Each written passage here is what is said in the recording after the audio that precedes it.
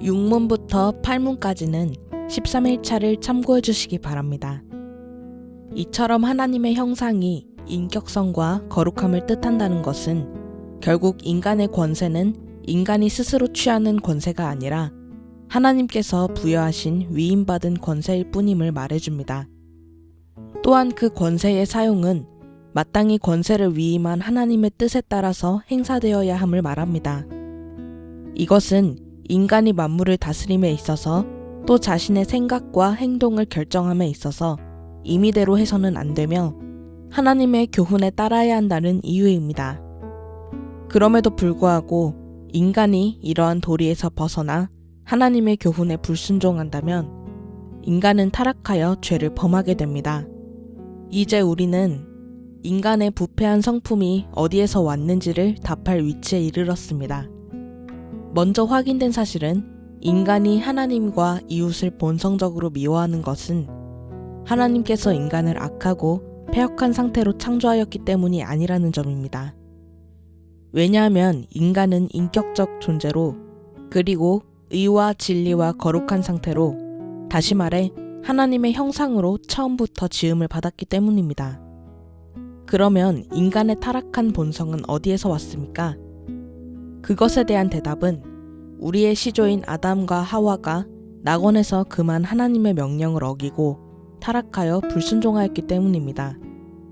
창세기 3장에 기록되어 있는 바처럼 아담과 하와는 낙원에 있는 모든 나무의 실과는 임의로 먹되 동산 중앙에 있는 선악을 알게 하는 나무와 나무의 실과는 먹지 말라는 하나님의 말씀에 불순종하였습니다. 뱀으로 등장한 사단의 부추김에 미혹을 받아서 하와는 하나님의 명령을 불순종할 만한 명분을 찾았습니다. 만일 명령에 불순종하여 선악을 알게 하는 나무의 열매를 먹으면 죽을 것이라고 하신 하나님의 말씀과는 달리 사단은 하와에게 먹어도 결코 죽지 않는다는 거짓을 말하고 덧붙이기를 죽기는커녕 오히려 눈이 하나님처럼 밝아져서 선악을 분별할 줄 알게 될 것이라고 미혹하였습니다. 즉 사단은 하나님이 거짓말을 한 것이며 하나님이 그처럼 거짓을 말한 까닭은 인간이 선악을 알게 하는 나무의 실과를 먹고 하나님처럼 되지 못하게 막으신 것이라고 하와를 미혹한 것입니다. 하와는 하나님보다는 사단이 선하다고 믿은 것이며 하나님보다는 사단이 진실하다고 믿은 것이며 결국 창조주 하나님보다는 피조물이 사단을 더욱 신뢰하였던 것입니다. 그리하여 선악을 알게 하는 나무의 실과를 먹고 싶은 욕망이 불같이 일어나 하와는 하나님의 명령을 어기는 불순종을 택하였습니다. 그리고 아담도 같은 죄를 범하였습니다. 아담과 하와에게는 명분이 있었습니다.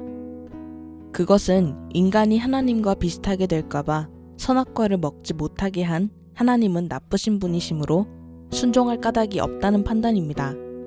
그러나 이것은 매우 잘못된 사악한 죄였으며 모든 인류를 사망의 심판에 놓이는 비참함에 이르게 한 죄악이었습니다.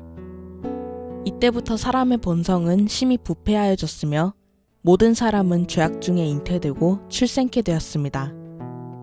로마서에 이르듯이 한 사람으로 말미암아 죄가 세상에 들어오고 죄로 말미암아 사망이 들어왔나니 이와 같이 모든 사람이 죄를 지었으므로 사망이 모든 사람에게 이른 것입니다.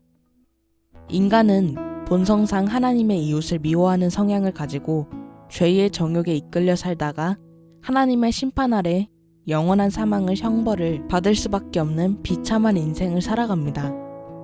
그러나 그렇게 된 것은 하나님이 그렇게 악하고 패역한 상태로 창조하였기 때문이 아닙니다. 오히려 하나님께서는 사람을 선하게 하나님의 형상에 따라서 의와 거룩함으로 창조하셨습니다.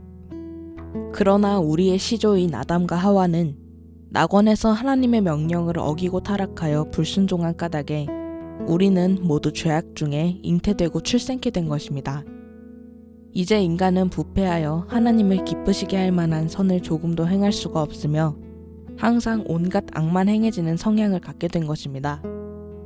이 부패한 성향은 우리가 성령 하나님을 통해 거듭나지 않는 한 결코 벗을 수 없습니다. 우리의 소망은 어디에 있습니까? 오직 성령으로 예수 그리스도께 나아가는 데에 있습니다. 예수님만이 죄로 인한 이 비참한 인생에 대한 유일한 위로가 됩니다. 샬롬. 나는 오직 주의 인자하심을 의뢰하여